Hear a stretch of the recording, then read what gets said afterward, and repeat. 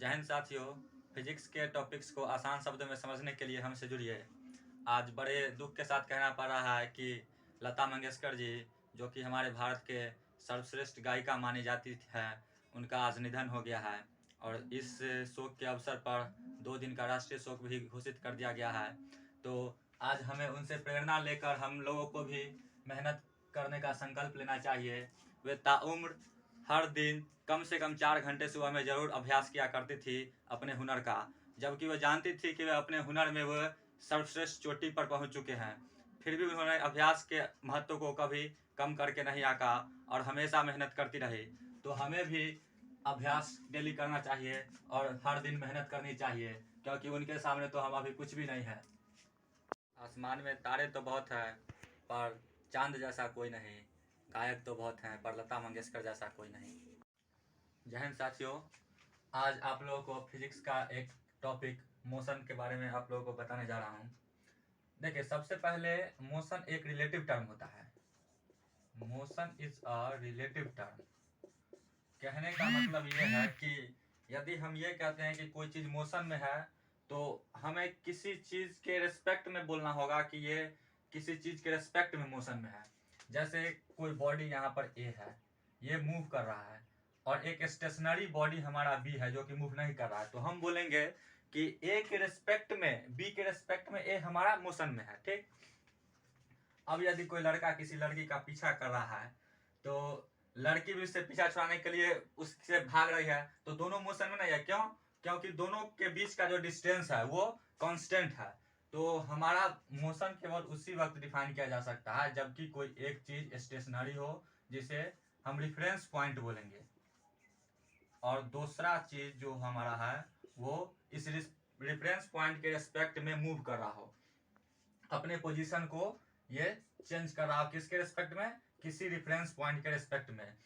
अब मान लीजिए दो व्यक्ति, ये दोनों किसी बस में सवार हो गए, तो इन दोनों का जो रिलेटिव डोमेन होगा वो चेंज नहीं हो रहा है। ये दोनों एक दूसरे के रिस्पेक्ट में मूव नहीं कर रहे हैं, लेकिन बस स्टॉप पर हमारा यदि कोई पोल हो, बिजली का पोल हो या फिर कोई भी पॉइंट हो बस स्टॉप पर, तो वहां इस पॉइंट के रेफरेंस ऑफ पॉइंट मानने पर इसको ये दोनों ही मूव कर रहे हैं, यानी कि दोनों ही मोशन में आ जाएंगे।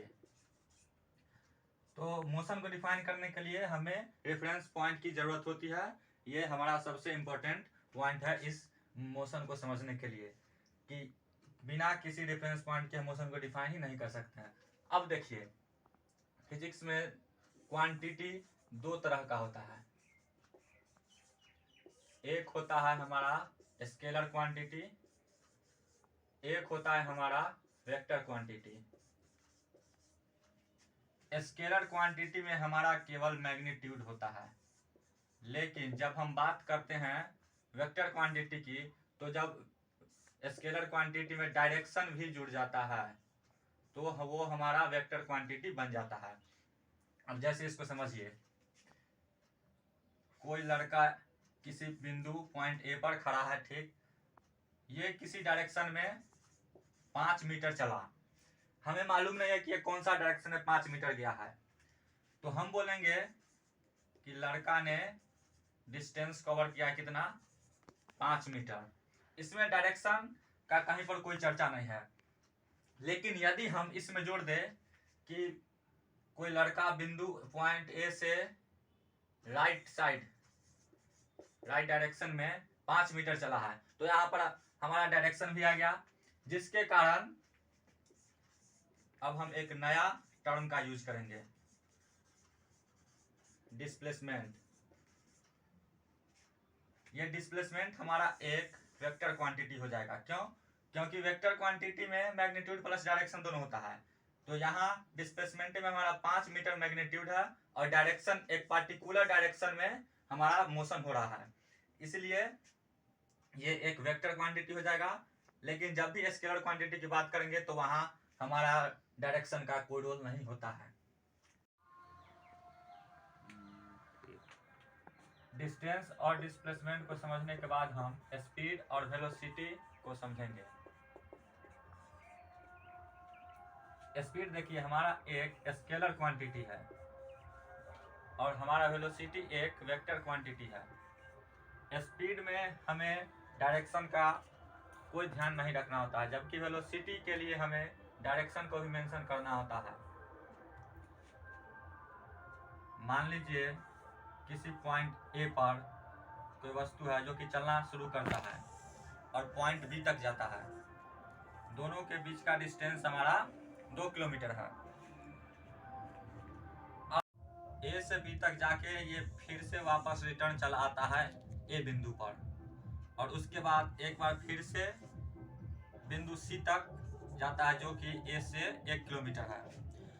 तो हमने यहाँ पर जाने आने और फिर यहाँ बिंदु सी तक आने में कुल 5 किलोमीटर डिस्टेंस कवर किया है।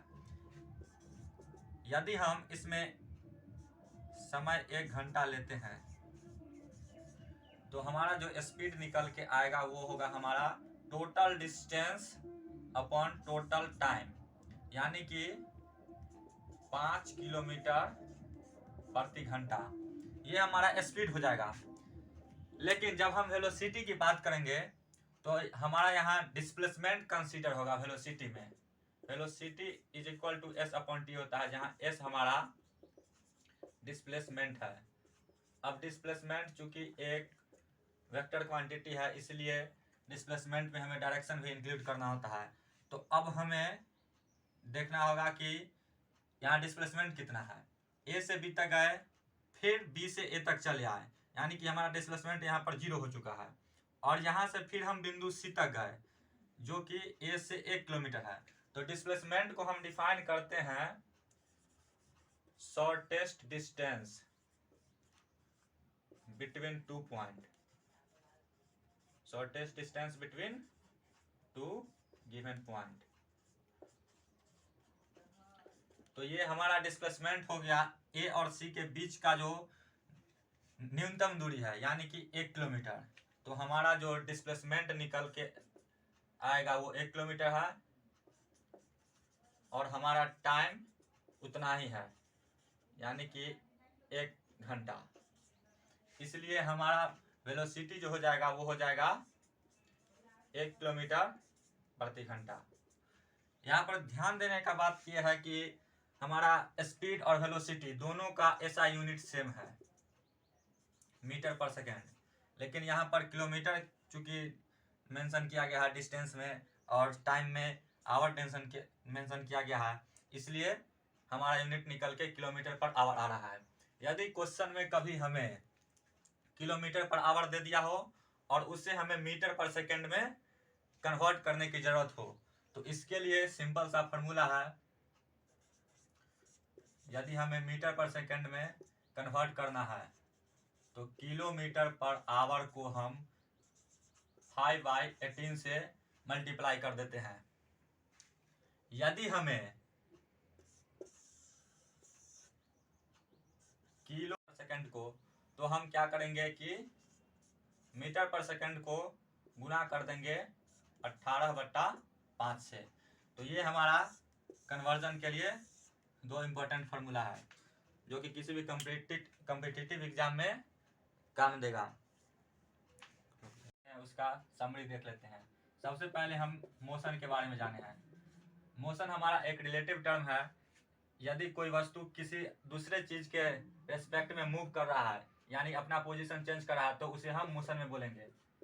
अब हम फिजिकल क्वांटिटी के बारे में पढ़े थे, जो कि 2 प्रकार का होता है, एक हमारा स्केलर और दूसरा वेक्टर। स्केलर क्वांटिटी में हमारा केवल मैग्नीट्यूड होता है, और वेक्टर क्वांटिटी में मैग्नीट्यूड प्लस डायरेक्शन दोनों इंक्लूड हो जाता है।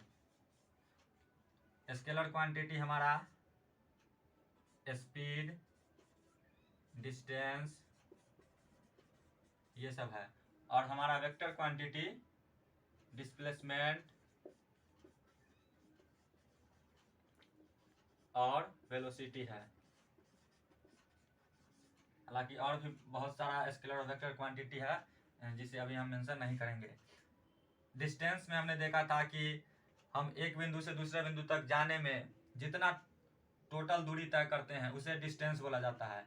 जबकि हमारा डिस्प्लेसमेंट था कि एक जगह से दूसरी जगह जाने में हमें जो न्यूनतम दूरी तय करना होगा उसे डिस्प्लेसमेंट बोलते हैं। स्पीड के बारे में देखे थे कि ये डिस्टेंस अपॉन टाइम होता है। डिस्टेंस जो कि एक स्केलर क्वांटिटी है, यानी कि स्पीड भी एक स्केलर क्वांटिटी हो जाता है। और वेलोसिटी जो हमारा है वो डिस्प्लेसमेंट अपॉन टाइम हो जाता है। ये डिस्प्लेसमेंट हमारा एक वेक्टर क्वांटिटी है, इसलिए हमारा वेलोसिटी भी वेक्टर क्वांटिटी हो जाता है। अब स्पीड और वेलोसिटी में दोनों में कॉमन चीज क्या है कि दोनों का SI यूनिट हमारा मीटर पर सेकेंड ही है, इसमें कोई अंतर नहीं होता है। अब एक और इम्पोर्टेंट चीज जो हम बताए थे कि यदि कहीं मीटर पर सेकेंड दिया हुआ हो और हमें उसे किलोमीटर पर आवर में चेंज करना हो, मीटर पर सेकेंड और किलोमीटर पर आवर ये दोनों ही SI यूनिट है किसका, स्पीड और वेलोसिटी का। यदि हमारा कोई चीज़ मीटर पर सेकेंड में दिया हुआ हो तो उसे किलोमीटर पर आवर में चेंज करने के लिए हम इसे गुना कर देते हैं 18/5 से, तो हमारा किलोमीटर पर आवर में चला आता है आंसर। यदि कोई चीज़ किलोमीटर पर आवर में दिया हुआ हो तो और उसे हमें मीटर पर सेकेंड में चेंज करना हो तो हम उसे 5/18 से गुना करते हैं। ऐसा करने से आंसर हमारा मीटर पर सेकेंड में चला आता है।